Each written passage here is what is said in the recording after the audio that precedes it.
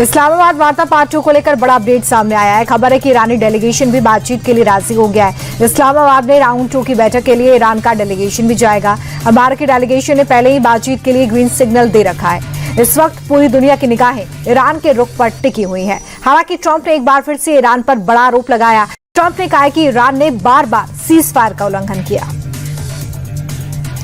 Trump ने बिल्कुल साफ कर दिया है कि ईरान के साथ जारी टेम्पररी सीज फायर को आगे नहीं बढ़ाया जाएगा। उन्होंने कहा है कि ईरान के पास बातचीत के अलावा कोई ऑप्शन नहीं है। सीज फायर के दौरान हमने अपनी सैन्य ताकत बढ़ा ली है। अगर बातचीत नहीं बनती है तो ईरान को अंजाम भुगतना पड़ेगा। ट्रंप ने हॉर्मुज पर अमेरिका के फुल कंट्रोल की बात दोहराई।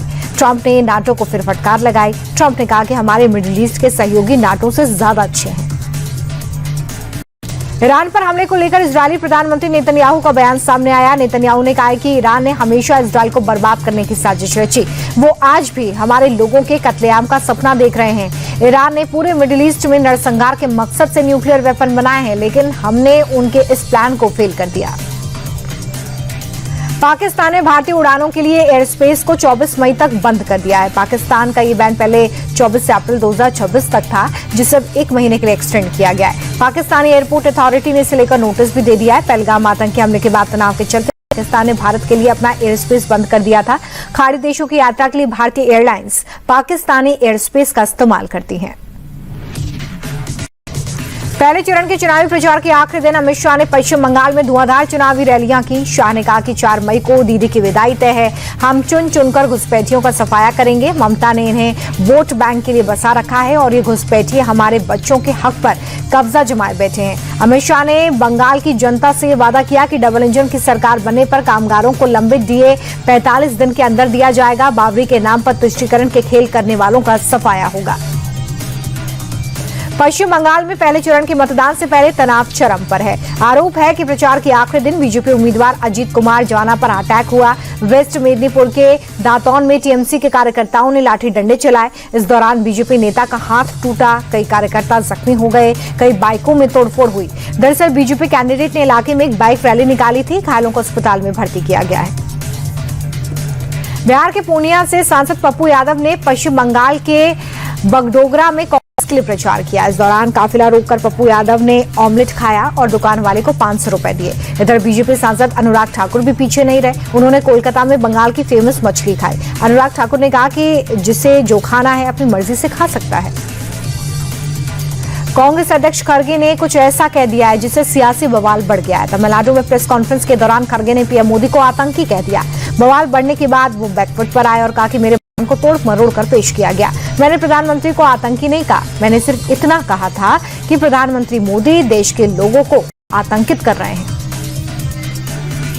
खड़गे ने मोदी को आतंकवादी कहा तो बीजेपी आग बबूला हो गई। केंद्रीय मंत्री पीयूष गोयल ने कहा कि ये पूरे देश का अपमान है। कांग्रेस अध्यक्ष ने शब्दों की सीमा लांघी। इधर संबित पात्रा ने खड़गे के बयान को सोची समझी साजिश बताया और कहा कि ओसामा और जाकिर नायक का गुणगान करने वाले लोग प्रधानमंत्री को आतंकी कह रहे हैं। ये कांग्रेस पार्टी की मानसिकता को दर्शाता है।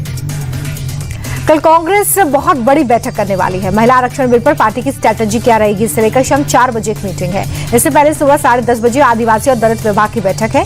आगामी चुनावों के मद्देनजर पार्टी का फोकस सभी वर्गों पर है। इस मीटिंग में नेता विपक्ष राहुल गांधी और केसी वेणुगोपाल शामिल होंगे। बिहार की सत्ता संभालने के बाद मुख्यमंत्री सम्राट चौधरी ने पहली बार प्रधानमंत्री नरेंद्र मोदी से मुलाकात की। प्रधानमंत्री ने सम्राट चौधरी को आशीर्वाद भी दिया और नई सरकार के कामकाज पर मार्गदर्शन सम्राट चौधरी की तरफ से लिया गया। 20 साल बाद बिहार को नया मुख्यमंत्री मिला है। सम्राट चौधरी ने पहले ही कहा था कि हमारी सरकार नीतीश के विजन और प्रधानमंत्री के विकसित बिहार के संकल्प पर काम करेगी। इसी को लेकर सम्राट चौधरी ने दिल्ली में प्रधानमंत्री का आशीर्वाद लिया। तेजस्वी यादव ने पटना एयरपोर्ट के उसी टर्मिनल का वीडियो जारी किया है जिसका प्रधानमंत्री मोदी ने चुनाव से पहले उद्घाटन किया था। तेजस्वी ने दावा किया है कि सिर्फ 6 से 7 महीने में ही बीजेपी का भ्रष्टाचार उजागर हो गया है। टर्मिनल की टाइल्स लगातार गिर रही हैं। यात्री और कर्मचारियों को इससे खतरा है। तेजस्वी ने कहा कि एनडीए के लोग अपने भरोसेमंद ठेकेदारों को टेंडर देकर लूट का खेल खेल रहे हैं। अरविंद केजरीवाल की मुश्किलें थोड़ी और बढ़ गई हैं। केजरीवाल ने सुनवाई के दौरान सुप्रीम कोर्ट का एक वीडियो सोशल मीडिया पर पोस्ट किया था। अब उनके इसी वीडियो पर कोर्ट में याचिका डाली गई है। याचिका में कोर्ट की मर्यादा के उल्लंघन का आरोप है। दरअसल केजरीवाल ने सुप्रीम कोर्ट की जस्टिस स्वर्ण कांता शर्मा पर दलील के दौरान आरएसएस के फंक्शन में शामिल होने का आरोप लगाया था। मुंबई हाई कोर्ट ने आरएसएस प्रमुख की सुरक्षा कवच से जुड़ी याचिका को खारिज कर दिया है। मोहन भागवत को दी गई Z+ सिक्योरिटी का खर्च आरएसएस प्रमुख से वसूलने की मांग की गई थी। याचिका में कहा गया था कि इसका भार सरकार के खजाने पर पड़ रहा है। कोर्ट ने याचिका को अधूरी जानकारी पर आधारित माना और इस मांग को नामंजूर किया। अदालत ने कहा कि ये कानूनी प्रक्रिया का दुरुपयोग है और इसमें कोई भी सार्वजनिक हित नहीं है। केरलम के त्रिशूर जिले में पटाखा गोदाम में भीषण आग लग गई। इस घटना में 13 लोगों की जान चली गई है। कई लोग गंभीर रूप से जख्मी हैं। विस्फोट उस समय हुआ जब त्रिशूरपुरम उत्सव के लिए पटाखे तैयार किए जा रहे थे। घायलों का इलाज चल रहा है।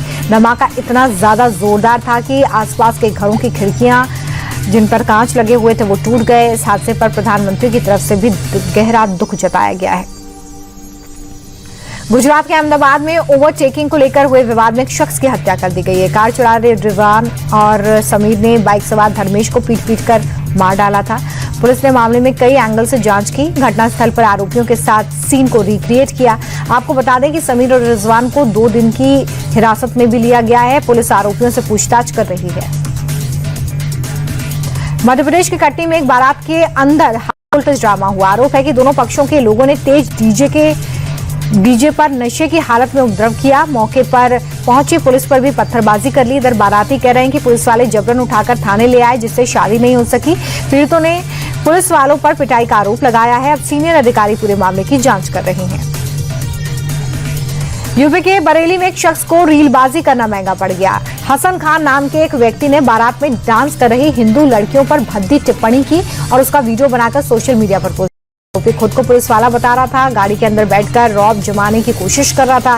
वीडियो सामने आने पर हिंदू संगठन ने आरोपी की शिकायत की, जिसके बाद उसके खिलाफ केस दर्ज किया गया। आरोपी हसन खान को अरेस्ट कर लिया गया है। हरियाणा के अंबाला में गैलेक्सी ग्लोबल एजुकेशन ट्रस्ट का देव गुरुकुल शिक्षा के बड़े हब के तौर पर विकसित हुआ है। गैलेक्सी ग्रुप के मालिक स्वर्गीय लाला देवी चंद गोयल के विजन पर इसकी स्थापना हुई थी। इसके मैनेजमेंट में जेनेसिस एजुकेशन ग्रुप भी शामिल है। 33 एकड़ के कैंपस में नीट, JEE और NDA जैसे कॉम्पिटिटिव एग्जाम्स की तैयारी कराई जाती है। IITians, डॉक्टर्स और आर्मी के बड़े अफसरों की पूरी फौज छात्रों को भविष्य के लिए तैयार करती है। 20 से ज्यादा खेलों की ट्रेनिंग दी जाती है। 22 अप्रैल को आईपीएल के 32वें मुकाबले में आमने सामने होंगी लखनऊ और राजस्थान रॉयल की टीम। आईपीएल में लखनऊ का प्रदर्शन काफी खराब चल रहा है। 6 मैचों में लखनऊ को 2 मैचों में ही जीत नसीब हुई है। राजस्थान ने आईपीएल के 6 मैच खेलते हुए 4 में जीत हासिल की है। आईपीएल इतिहास में लखनऊ और राजस्थान की 6 बार भिड़ंत हुई है। राजस्थान को 4 मैचों में जीत मिली है तो वहीं लखनऊ ने 2 मैच जीते हैं। आईपीएल सीजन 19 में गुजरात के खिलाफ शतकीय पारी खेलने वाले तिलक वर्मा ने आगामी मैचों को लेकर बड़ा बयान दिया और बताया कि एक समय पर हमारा फोकस एक मैच की तरफ रहेगा। हमारे लिए आगे के सभी मैच नॉकआउट जैसे होंगे। टीम को आगे के टारगेट के बारे में जानकारी है। हमारी टीम में काफी सारे वर्ल्ड चैंपियन खिलाड़ी हैं। हम अपनी रणनीति पर पूरा काम कर रहे हैं। आईपीएल में मुंबई इंडियंस ने 6 मैच खेलते हुए जीते। आईपीएल के बीच चेन्नई सुपर किंग्स को बड़ा झटका लगा है। टीम के युवा बल्लेबाज आयुष पूरे सीजन के लिए बाहर हो गए। फ्रेंचाइजी ने आधिकारिक बयान जारी करते हुए इस खबर की पुष्टि की है। आयुष महात्रे को सनराइजर्स हैदराबाद के खिलाफ मुकाबले के दौरान बाएं पैर में हैमस्ट्रिंग इंजरी हो गई थी। आयुष की चोट काफी गंभीर है। उन्हें 6 से 12 हफ्ते तक रिहैबिलिटेशन से गुजरना होगा।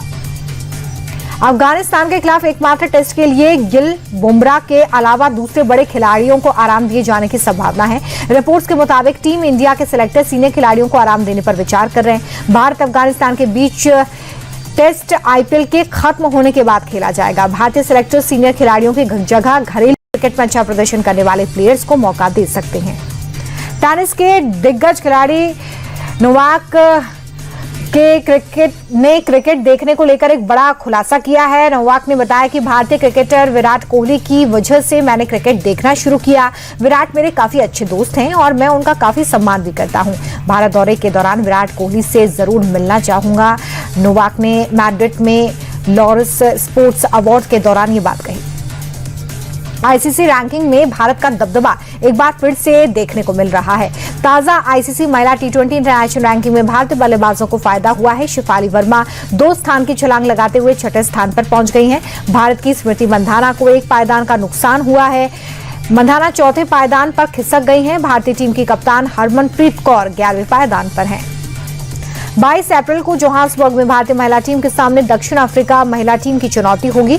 दोनों टीमों के बीच T20 सीरीज का तीसरा मुकाबला खेला जाएगा। 5 मैचों की T20 सीरीज में भारतीय टीम 2-0 से पीछे चल रही है। टीम इंडिया अगर तीसरा मुकाबला हार जाती है तो सीरीज गंवा सकती है। भारत ने पहला T20 मैच 6 विकेट से गंवाया था। दूसरा T20 में भारतीय टीम को 8 विकेट से शिकस्त भी मिली थी। टेनिस खिलाड़ी कार्लोस अल्कारेज और एरिना का लॉरेंस अवार्ड्स में जलवा देखने को मिला है। कार्लोस को सर्वश्रेष्ठ पुरुष खिलाड़ी और साबलेंका को सर्वश्रेष्ठ महिला खिलाड़ी का पुरस्कार मिला है। कार्लोस ने पिछले साल फ्रेंच ओपन और यूएस ओपन के अलावा इस साल ऑस्ट्रेलियाई ओपन का खिताब भी जीता था। वर्ल्ड की नंबर 1 महिला खिलाड़ी साबलेंका के पिछले साल लगातार दूसरी बार यूएस ओपन जीता है।